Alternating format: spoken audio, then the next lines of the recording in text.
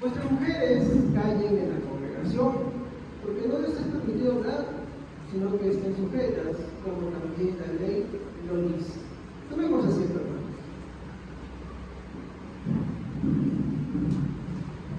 Básicamente en esta noche tengo que tomar 1 Corintios, capítulo 14, versículo 34, la última sección, porque el título se llama La mujer y la ley.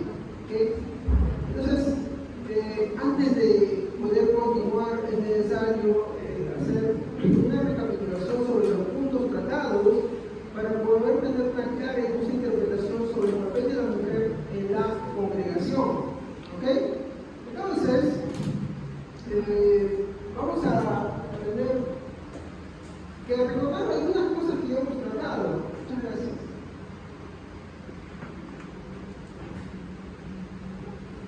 Así que vamos a empezar haciendo de forma muy breve una recapitulación.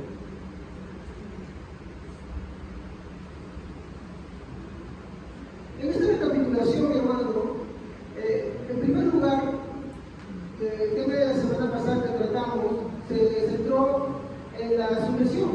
Busquemos el versículo 32, por favor.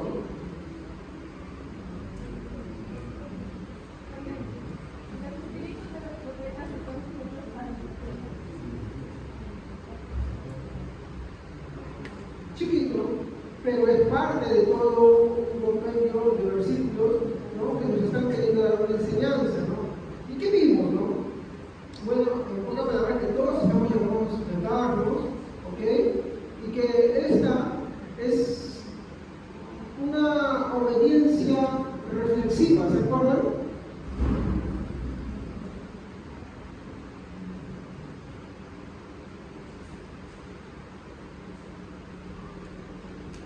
¿Y por qué es reflexiva, hermanos?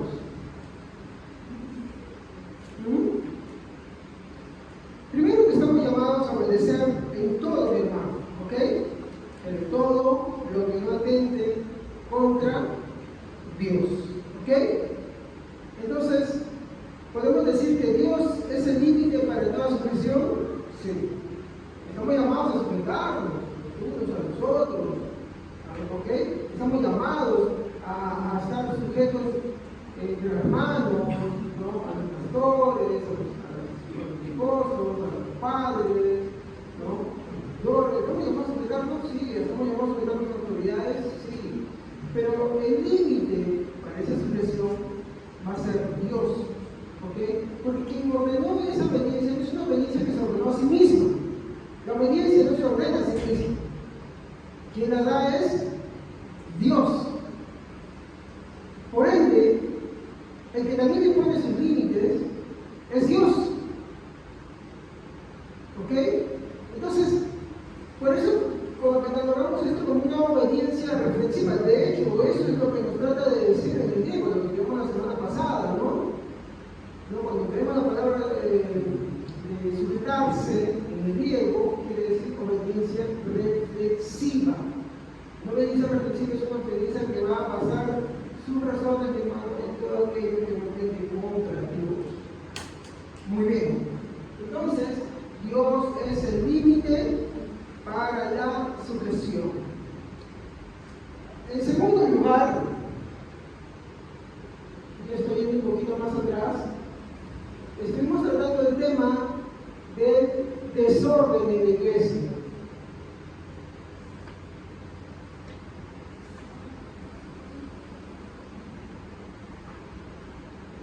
Entonces, ese desorden, mi hermano, lo vimos en el versículo 33, por favor. ¿Qué dice? Alguien que no haya leído. Pues Dios no es Dios de confusión, sino de paz, como en todas las iglesias de los santos. Porque Dios no es un Dios de confusión, sino de paz. Pero ¿por qué dirá esto? Permítame que diga, por favor, ¿me puede hacer el favor de poder abrir el abanico y para que los hermanos puedan entender, leer desde el versículo 26 hasta el mismo 33? ¿Qué pues, hermanos? Cuando os reunís, cada uno de vosotros tiene salmo, tiene enseñanza, tiene lengua, tiene revelación, tiene interpretación.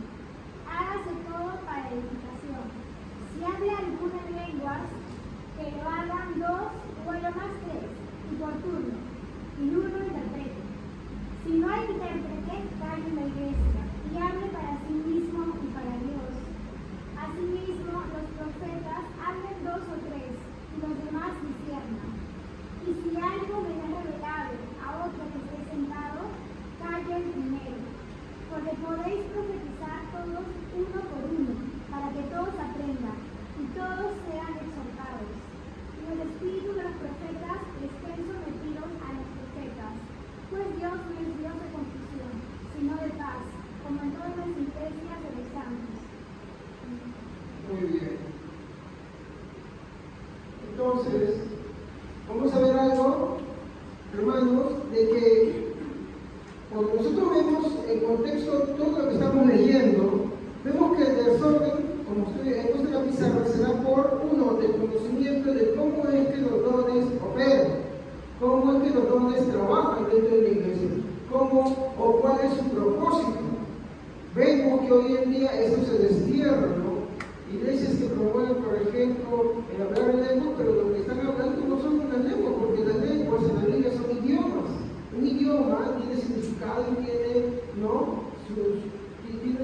Tiene un cuerpo, por así decirlo. Vemos en Hechos que los que entendían lo que estaba sucediendo y no eran personas que simplemente entendieron por entenderlo, dicen que ellos eran pardos, medos, elamitas, eran algunos egipcios, algunos venían de Roma, ¿no? Que venían a su peregrinaje a Jerusalén, los oían escuchar, ¿qué cosa? Las maravillas de Dios en su propia lengua, ¿ok?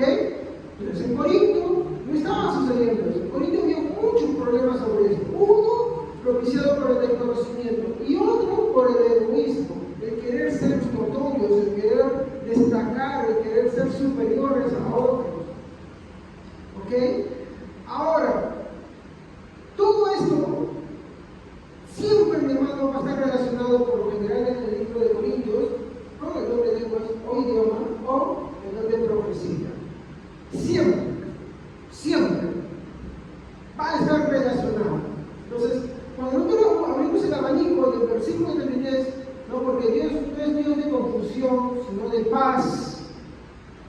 Y lo leemos en el contexto, se está refiriendo justamente a esos dones. Y las causas del problema de estos dones se encuentran en el desconocimiento de las Sagradas Escrituras sobre cómo funcionan estos y el egoísmo de uno mismo, ¿no? El egoísmo que no es lo contrario al amor. Muy bien, entonces, ambos de estos dones eran motivos de desorden dentro de las reuniones cristianas, como podemos ver en el versículo 40. ¿Qué dice el versículo 40? Pero hágase todo decentemente con orden. Yo voy a pedir un gran favor, como los pilotos están prendidos, tienen que hablar fuerte, para todo, para que nosotros escuchamos todo, ¿ok? Para poder, de repente alguno, como me ha pasado hace varias semanas, mis lentes se rompieron y no podía leer, entonces es bueno que alguien pueda, ¿no?, escuchar, ¿no?, que tiene alguna dificultad, ¿ok? Entonces por eso, los que leen, por favor, les pido, lean fuerte, mis hermanos, lean fuerte. Muy bien, entonces, ¿qué estamos viendo en el verso 40?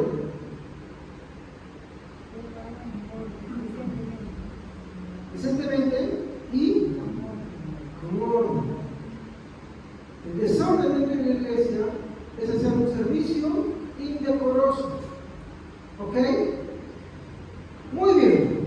Ahora vamos a dar una lectura otra vez al verso 34. Y como le dije, sin duda es uno de los textos más controversiales. A ver, por favor, hay que leer. Amén. Vuestras mujeres callen en las congregaciones, porque no les es permitido hablar, sino que estén sujetas como también la ley lo dice. Muy bien. Yo, por ejemplo, soy reformado.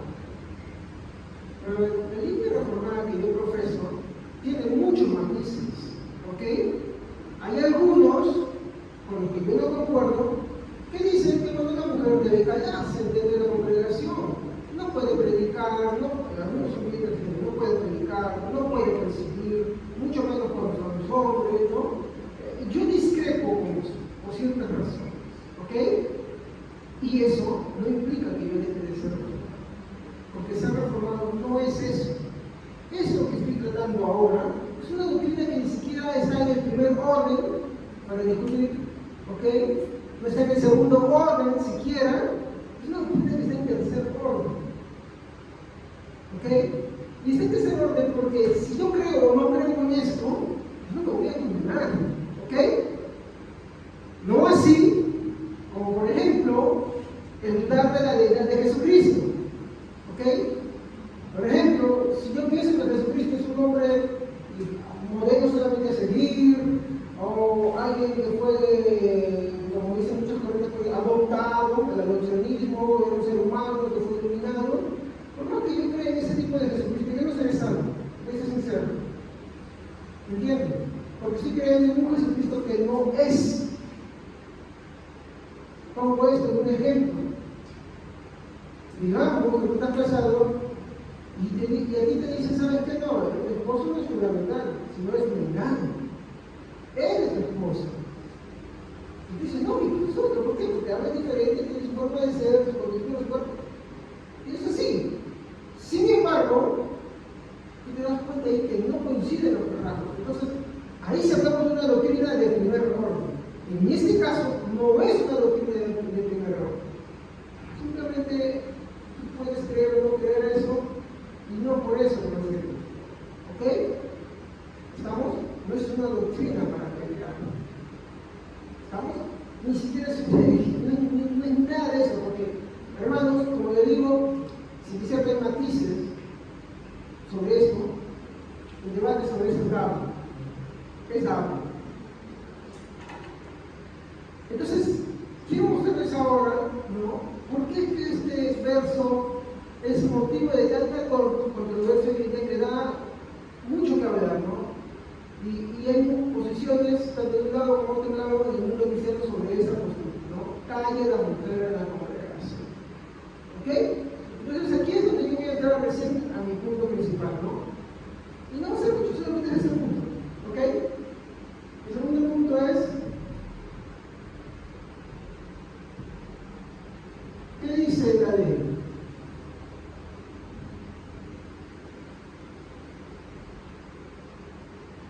¿Qué dice la ley al respecto? En primer lugar, antes de tratar el tema en sí y de explicar por qué el apóstol Pablo dijo que la mujer calle en la congregación, quisiera saltarme todo este fragmento y irme al último fragmento de este versículo. Quiero tomarlo así porque esta es la parte a la que se usa la que usa la mayoría para validar el silencio total de una mujer en un púlpito.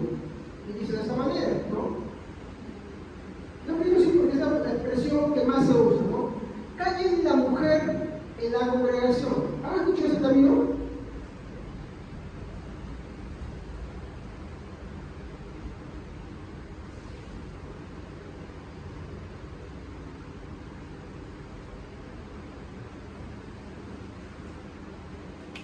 Por ejemplo, uno de mis predicadores favoritos, que es John MacArthur, él, por ejemplo, cree en eso. ¿Qué hago por esto?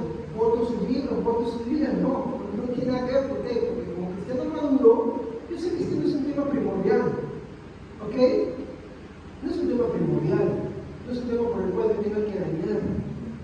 ¿Ok? O no es un tema por el cual yo tenga que desvalidar todas las demás creencias. No, no es así. No es así. Nosotros tenemos que aprender a tener lo que se llama un triaje ideológico. ¿Saben qué es un triaje? Cuando ustedes van a la posta, le dicen, pasen por triaje. ¿Qué es triaje? ¿Quién sabe qué es triaje?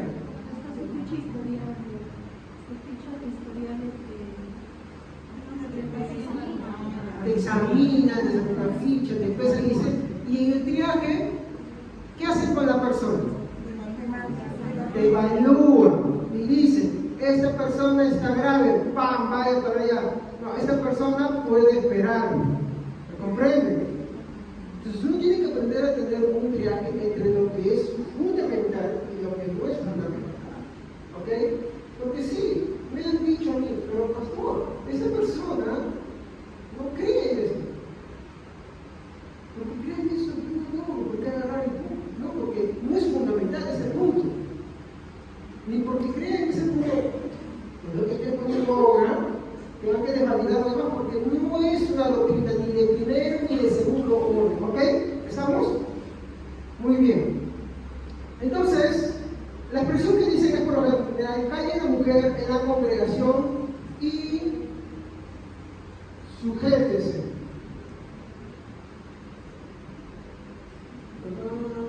Sí, sujétese. Y lo que siempre mencionan es este punto. Como la ley lo dice. ¿Ok? Esa es la palabra que siempre se va a usar. Ahora, hermanos, yo quiero que ustedes vean acá que Pablo hace para validar este punto, que haya mujer en la congregación, ¿no? Miren, Pablo hace una asociación. ¿Qué escuchamos lo que Pablo dice acá? ¿Cuál es el fundamento que Pablo está dando? A ver que alguien lea el versículo 34 otra vez.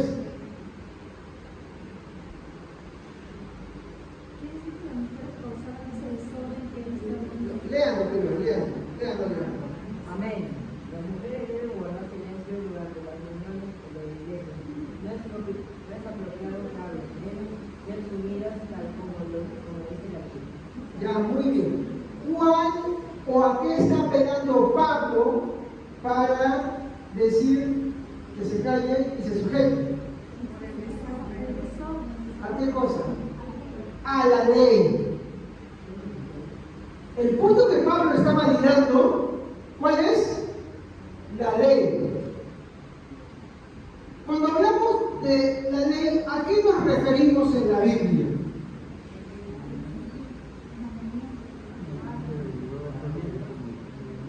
A ver, cuando Jesús dijo, y tiene que cumplirse en mí todo lo que está escrito en la ley y los profetas, ¿a qué se está refiriendo? No sé si ustedes saben, pero la Biblia del Antiguo Testamento está dividido en 3 grupos principales. La ley, los profetas y los salmos. Entonces, cuando Pablo está hablando de la ley, ¿a qué se está refiriendo? ¿A qué está abocando? Y es que yo escucho este argumento y muchos dicen, como lo dice la ley, pero no entienden a qué se está refiriendo con la ley. Entonces, la pregunta es, Pablo, cuando está hablando, está abocándose a la ley, ¿a qué nos referimos? ¿Qué nos viene en la mente a nosotros cuando Jesús dijo, tiene que cumplirse en mí todo lo que fue escrito en la ley, los salmos y los profetas? En los salmos están incluidos todos los libros sapienciales. En los profetas, ¿qué están incluidos? Todos los libros de los profetas mayores y menores. ¿Y en la ley? La ley, no. ¿Quién es aquel que se le conoce por dar la ley? Moisés.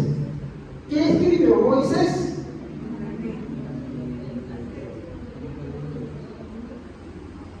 Génesis, Éxodo, ¿qué más? Levítico, ¿qué más? Números, ¿qué más? Este es el más difícil para mí. Si me equivoco, discúlpenme. Ya. Esto es. Ustedes entienden. A ver. Ya. Hermanos, cuando hablamos de estos 5 libros, ¿cómo se le conoce? Como el Pentateuco. Cada vez que la Biblia quiere generalizar un grupo de libros, se está refiriendo a la ley, y cuando habla de la ley, se refiere al Pentateuco, es decir, Génesis, Éxodo, Levítico, Número, Deuteronomio. ¿Por qué? Porque ahí es donde Moisés dio todos los mandatos que Dios le dijo que diera al pueblo de Israel. ¿Ok? Entonces, Pablo está apelando a la ley. ¿Ok? Pablo está apelando a la ley. No sé si hasta acá me dejo entender claro, hermano. ¿Sí? ¿O alguien piensa que está buscando otra cosa? No, Pablo está buscando la ley. Él está diciendo, ¿no? Como lo dice también la ley. Entonces, el fundamento básico es, la mujer debe callar en la congregación y debe sujetarse porque la ley lo dice así. ¿Ok? ¿Ya estamos claros hasta este punto? Yo sé que a muchos hermanos no les puede gustar, pero esperen, déjenme terminar. No me miren mal todavía. ¿Ok? Después me pueden mirar. Entonces, entendemos hasta acá que el argumento de Pablo es que la mujer debe callar y sujetarse como la ley lo dice. Y cuando se refiere Pablo a la ley, él está especificando al Pentateuco. ¿Ok? Porque la ley, cuando generaliza con el término ley, está englobando a este conjunto de libros. ¿Ok? Entonces, esto, mi hermano, es importante para tenerlo en claro, ya que, hermanos, no todas las leyes las vamos a encontrar en un solo libro. ¿Sabían ustedes eso? ¿Sabían eso, hermanos? En Génesis también hay leyes. ¿Sí? Levíticos, ni qué hablar. En Números hay leyes o no hay leyes. ¿Qué leyes? Acá no lo digo porque me salió la lengua. También, ninguno de estos 5 libros deja las leyes de Dios. ¿Ok? Entonces, esto hay que tenerlo muy en claro. Ahora,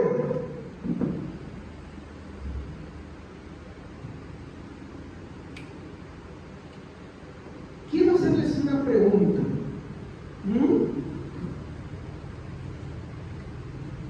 No lo voy a escribir tan grande.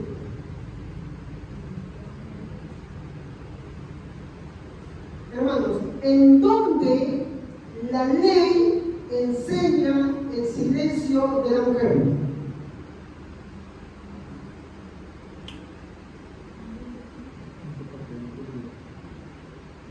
¿Ok? A ver, otra vez. Mi pregunta para todos ustedes es, ¿en dónde la ley enseña el silencio de la mujer? Pueden agarrar su celular, pueden agarrar una concordancia temática, pueden agarrar un diccionario Strong, me regalan una pizza que no me encuentro.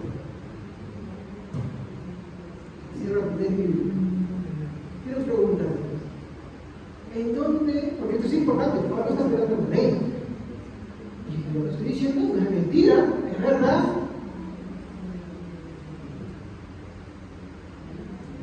Pregunto, ¿en dónde? ¿En dónde Pablo enseña el silencio de la mujer? A ver, leamos otra vez el versículo 34. ¿Alguien que lo lea, por favor? Fuerte. Amén.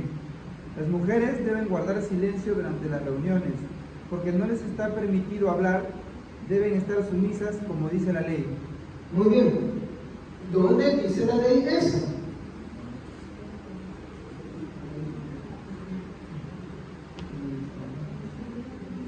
Para acelerar.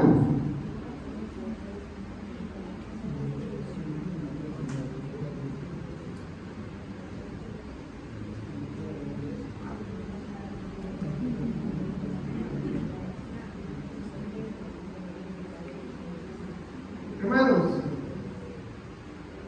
en ninguna parte lo dice. Entonces, ¿qué pasó? ¿Pablo está mintiendo? No está mintiendo. Él por algo lo dice. Ya que no hay un solo texto que te diga en la ley que la mujer debe guardar silencio y que debe callarse. No hay. Tampoco.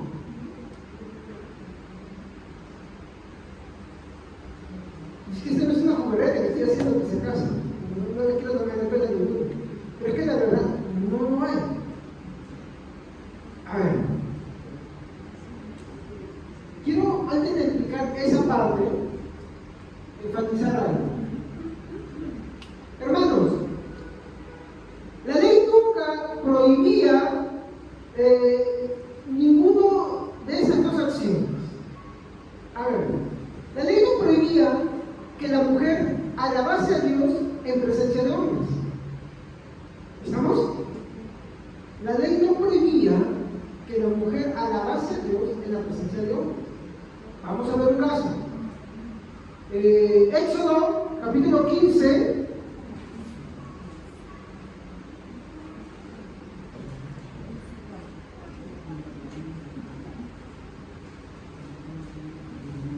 A ver, ahí vaya leyendo. Éxodo 15, versículos 19 al 21. Amén. Porque Faraón entró cabalgando con sus carros y sus jinetes de a caballo en el mar, y Jehová hizo correr las aguas del mar sobre ellos. Mas los hijos de Israel pasaron en seco por en medio del mar. Y María, la profetisa hermana de Aarón, tomó un pandero en su mano, y todas las mujeres salieron en pos de ella con panderos y danzas. Y María les respondía: cantad a Jehová, porque en extremo se Les decía. ha echado en el mar el caballo de aquí. ¿Ok? ¿Qué vemos ahí? Miriam estaba alabando con un grupo de mujeres que le seguían. ¿Quién? En un ambiente aparte. Hay iglesias que hacen eso. Yo no voy a criticarlo. No estoy de acuerdo, pero no voy a criticar por eso. En que una mujer, para poder alabar, tiene que tener solamente en un grupo en el cual está relación entre mujeres. Pero acá tú no ves que María está haciendo un coro simplemente por eso. Porque delante de quién está cantando. Para empezar, ¿quién está escribiendo esto? Moisés. ¿Cómo no va a escribir si no sabía lo que está sucediendo? Él está expectando esto. Todos los hombres que estaban ahí estaban escuchando a Miriam y a las mujeres que le seguían. Es más, ella arengaba que cante con ella. Y ojo, escuchen el término que dice de Miriam. ¿Qué dice de Miriam? ¿Qué era ella? Muy bien. Cuando hablan tanto fuerte, hermano, no lo hablen para sí mismos. Para que los escuchen todos. ¿Qué era? Profetiza.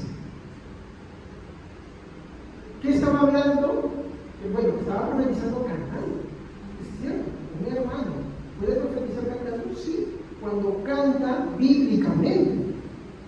Por eso es importante tener en cuenta que es lo que uno canta delante del púlpito al pueblo de Dios.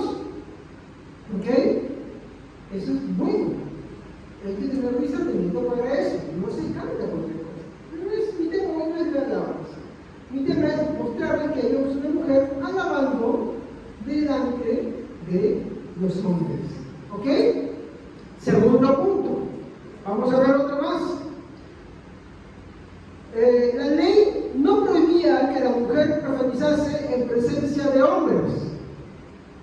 ¿Ok?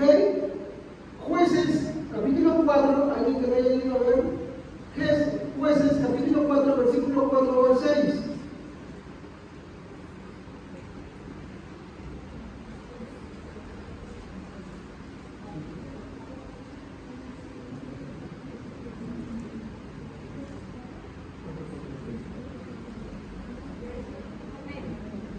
Gobernaba en aquel tiempo a Israel una mujer, Débora, profetisa, mujer de Nazaret, y acostumbrada a sentarse bajo la palmera de Débora, entre ramas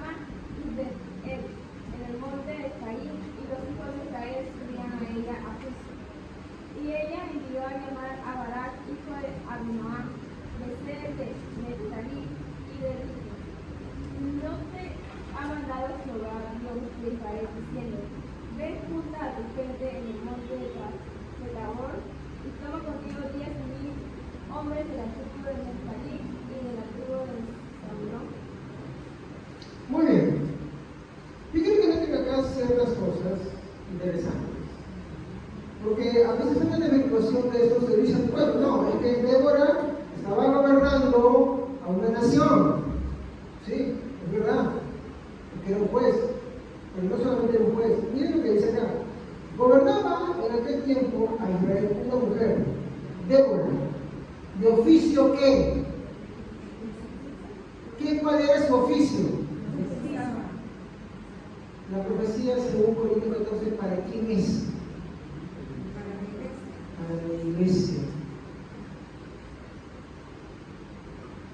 De hecho, ningún incrédulo, ningún inconverso acudiría a Débora.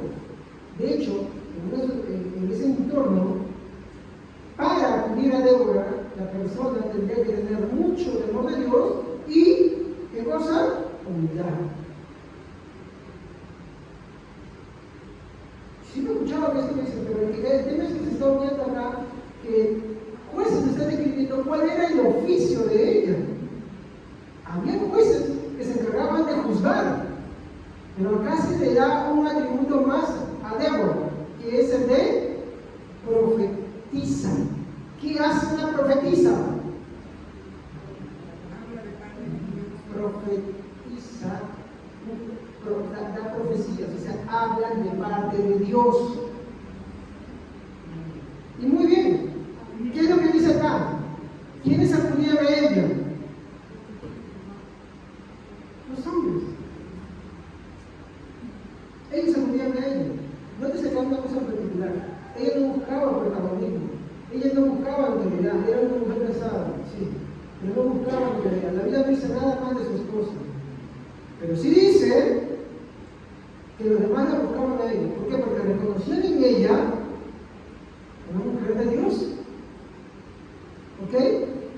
Y miren lo que continúa diciendo. Y acostumbraba a sentarse bajo la palmera de Débora. Tú no ves que está buscando un lugar de protagonismo. Ella tenía un lugar al cual ella iba, dice, ¿no? Entre Ramá y Betel, en el monte de Efraín. Y los hijos de Israel subían a ella. Ellos la buscaban. Esto es lo que yo siempre he dicho, hermano. Cuando Dios es el que levanta, no hay dudas en él. Yo siempre voy a estar en contra de alguien que levante mujeres para ministerios. No estoy en contra de eso. Igual como estoy en contra de eso también, de bonito. Yo pienso que para eso tiene que ser Dios quien levanta. ¿Y cómo Dios levanta? Porque da testimonio. Da testimonio. Da testimonio al mismo pueblo, a la misma congregación, de que es un hombre, una mujer de Dios. No porque está buscando, no porque está que anhela o persigue el egoísmo como lo hacían los corintios, no, sino porque en verdad es una persona que servía a Dios, sin ningún interés de por medio. ¿Ok? Y el último verso que dice ahí, ¿no? Y ella envió a llamar a Barak, hijo de Abinoam, el sede de Nefta, y le dijo: ¿no te ha mandado Jehová, Dios de Israel, diciendo, ve junto a tu gente? O sea, mire, daba órdenes. Y daba órdenes, ¿por qué? Porque lo que venía de ella, lo que se le había dado a ella para hablar, era más superior que cualquier hombre. ¿Y qué es eso? Un mandato de Dios. Este es el punto. Muchos usan muchas veces, súmate a mí, perfecto. Pero como una vez les dije, ¿no? Es una autoridad conferida. Yo rompo esos límites y se rompió de mí todo. Obedéjame, sí, vamos a hacer eso, muy bien, vamos a buscar a Dios muy bien. Yo te digo, ¿sabes qué? Nunca vamos a ir a la iglesia, ¿sabes qué? Y bueno, conmigo, yo vengo, se me ha chiripió acá, ya no quiero buscarme a Dios, pero quiero ir a la iglesia. Mis esposa no está obligada a obedecerme. Mis hijos no están obligados a seguirme. Es más, hasta me pueden dejar. Sí, es la verdad. ¿Por qué? Porque rompo con Dios. O sea, ¿qué autoridad voy a querer no darme la nada? ¿Qué autoridad voy a querer yo mantener ahí? Eso es tonto. Y ahí de mí si yo quisiera hacer eso también. Ahí de mí si yo quisiera hacer eso también. Pero mientras que obedezca a Dios, mientras que sirva a Dios, pues la vida manda qué cosa. Y ya mi esposa se mete en 5 años, 70. ¿Por qué? Porque no se mete a Dios. Así de simple. La obsesión de siempre. Segunda de Reyes, no he tomado todo esto porque también dice lo mismo. Segunda de Reyes, capítulo 2.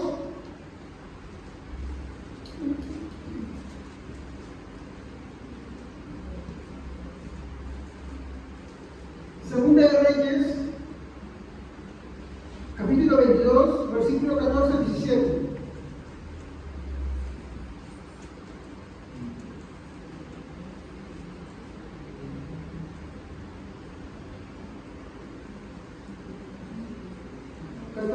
Por favor. Amén. Entonces fueron el sacerdote y el Josafat y Asaías a la profetisa Hulda, mujer de Salum, hijo de Tiba, hija de Carla, guarda de las vestiduras, la cual moraba en Jerusalén, en la segunda parte de la ciudad, y hablaron con ella. Y ella les dijo: así ha dicho Jehová, el Dios de Israel: decid al varón que os envía a mí.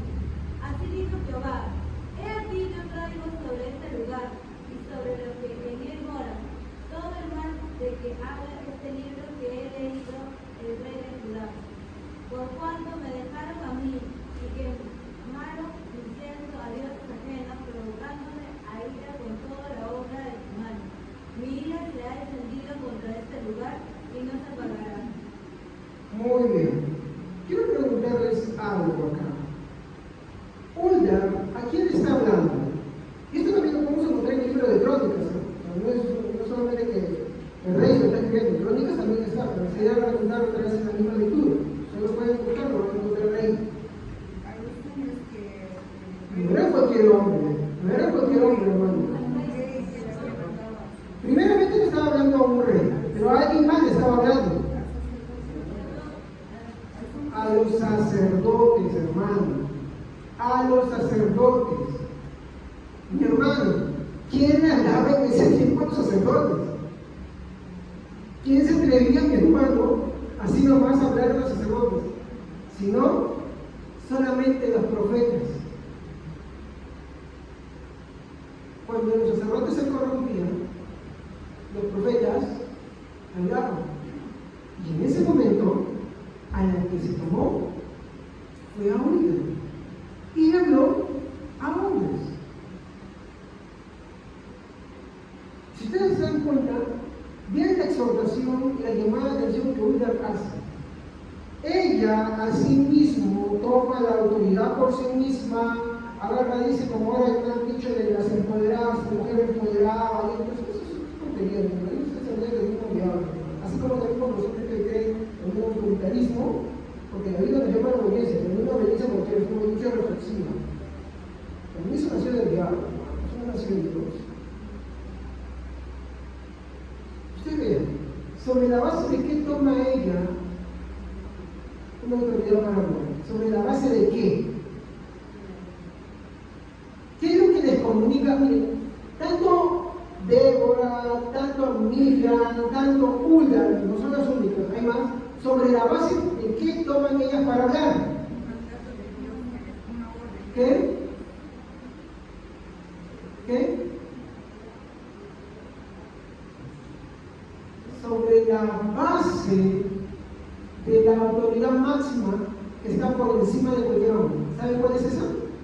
Dios.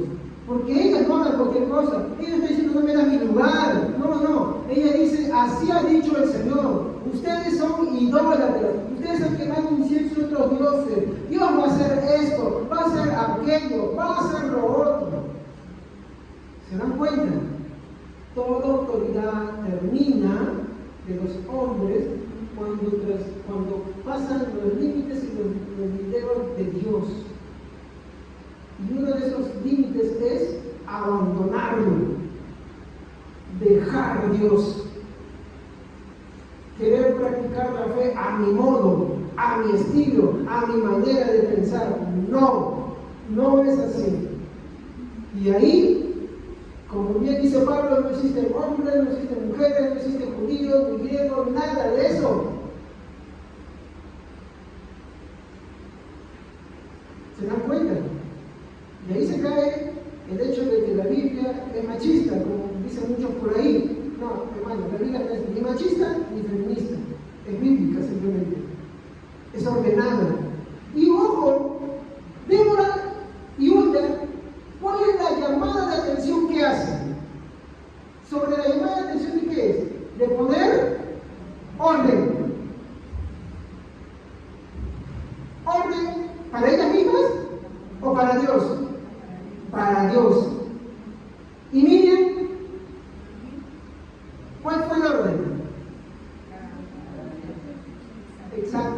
habían pasado y no adoraban a Dios. Por eso que justamente le acuña el término, y tú no conoces de todas partes, solamente ahí, Miriam era profetisa. Y su exhortación es que alabaran a Dios por las proezas que él había hecho. Estaba llamando al orden. ¿Sí? Es como, por ejemplo, venimos a la iglesia y no queremos alabar, no queremos adorar a Dios. ¿Qué es eso? Desorden. Confusión. ¿Se dan cuenta? Muy bien. Entonces, en quinto lugar, al ver los pasajes del Antiguo Testamento, vemos más bien que es todo lo contrario. La Biblia nunca habla o da una ley sobre el silencio de las mujeres. Al contrario, la Biblia les da un lugar. Sí.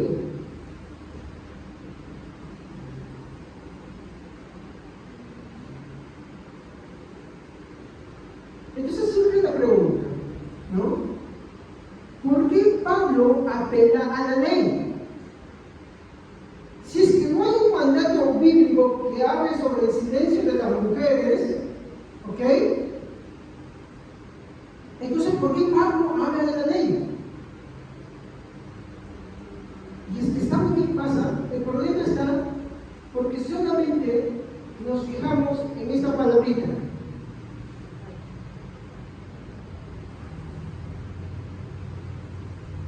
Y no nos damos cuenta que más bien esas son las causas de algo.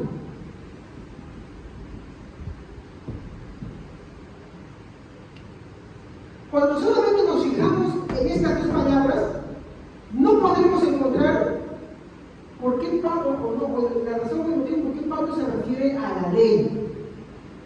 ¿Estamos? Así que esto no debe ser lo primero que debemos buscar, sino lo último.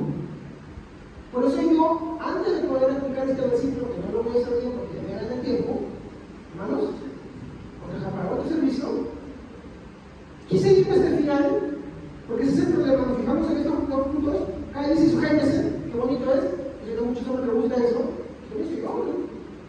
Cuando soy injusto, me gusta apelar a eso, porque eso es pecado. Pero apélate para Dios. No apeles para ti mismo, por favor. Que eso la Biblia no te lo dice en ningún lugar. Y se me dice, si tú un ratito dejas eso de lado y te haces la pregunta, ¿por qué Pablo apela a la ley si la ley no habla de esas dos cosas? Es ahí donde que recién empezamos a buscar dentro de todo esto y encontramos algo muy bonito. ¿Ok? Y esto me llevaría a la conclusión sobre la mujer en este punto. Primero, en la ley no prohíbe hablar, o ya sea alabando o profetizando por inspiración divina en presencia de hombres a las mujeres. No lo prohíbe. ¿Se dan cuenta?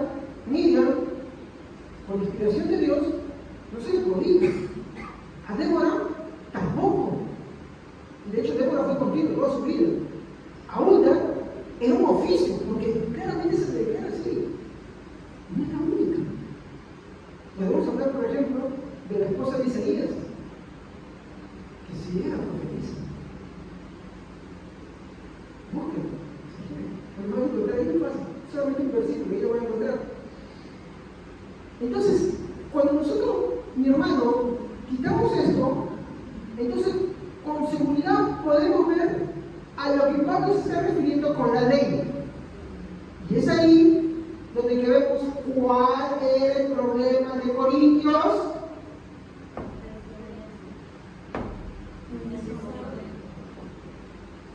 Desorden, falta de una obediencia reflexiva. Cuando vemos estas dos cosas, hermanos, imaginémonos, ¿dónde se suscitó el primer desorden? ¿Dónde se suscitó la primera falta de obediencia reflexiva? Muy bien, en Edén. Y hermanos, esto lo veremos en el próximo servicio. No es la primera vez que Pablo usa este argumento. Lo va a usar varias veces. Es más, en otros textos lo va a hacer servicio, porque si no voy a dejar el próximo servicio. ¿Ok? Y si usted no viene, no lo sabe. Esto fue en Edén. Básicamente en el libro de Génesis. De hecho, en una carta más le vamos a mencionar también más claro todavía, pero ya no alcanza más el tiempo, hermano. Esto lo vamos a ver en Génesis 2, 18 y 24. Hermano, alguien que tenga la voz clara, fuerte, por favor que lo lea. Alguien que pueda hablar, leer para todos.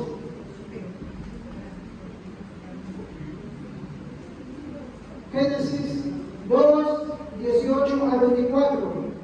Amén. Luego Dios dijo, no está bien que el hombre esté solo, voy a hacerle a alguien que le acompañe y lo ayude.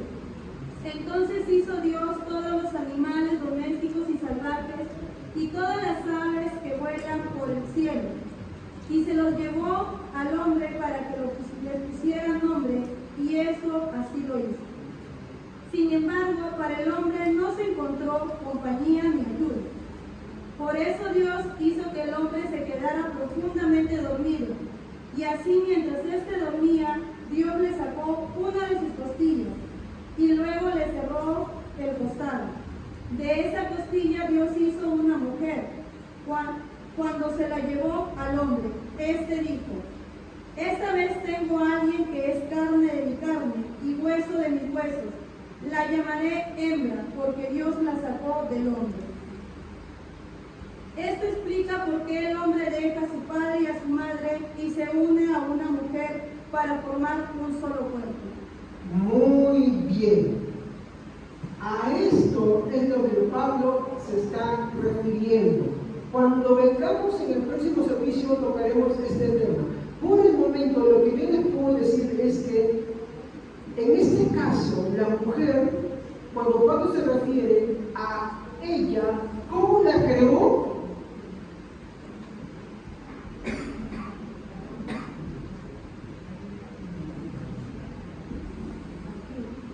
¿Cómo la creó? ¿Y una mujer desordenada es ayudidonia? No. ¿Y qué estaba pasando con las mujeres? Lo veremos en el próximo servicio. ¿Ya? Por el momento solamente quedémonos con eso. Esto es el problema que estaba suscitando. ¡Ojo! ¡Ojo! Hay algo que todavía no hemos tocado. ¿Qué desorden sería el que estaría pasando? Entonces ahí lo vamos a abrir más, porque Pablo no dejó de hablar de este tema. Si no vamos a pensar que estamos hablando solamente de la mujer, en caso particular, no. Recordemos, es una carta y todo tiene un contexto. Entonces, este tema no terminado tampoco es. Eso es lo que vamos a ver en el próximo servicio. Por el momento quiero solamente que nos quedemos con esto. La mujer es ayudidonia para el hombre en todo lo que le compete al mismo hombre. Ella está subordinada según un mandato bíblico, lo que no significa es que ella esté sujeta en esclavitud. ¿Entienden? Es más bien por amor, primeramente a Dios y luego a los esposos. ¿Estamos? Por eso, no es una sujeción de esclavitud, no. Es una obediencia reflexiva, es una obediencia voluntaria, es una ayuda idónea que promueve la paz, el orden, la armonía, y cuando promovía lo contrario, ¿qué dice el verso 34? ¿Qué dice el verso 34? ¿Se dan cuenta que ahora sí encaja? Muy bien. Eso